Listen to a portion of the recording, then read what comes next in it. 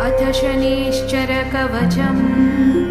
ॐ अस्य श्रीशनिश्चरकवचमहामन्त्रस्य काश्यपऋषिः अनुष्टुप् छन्दः। शनिश्चरो देवता शं बीजं नं शक्तिः मम कीलकम्। मम शनिश्चरग्रहप्रसादसिद्ध्यर्थे जपे विनियोगः करन्यासः। शाम् अङ्गुष्ठाभ्यां नमः।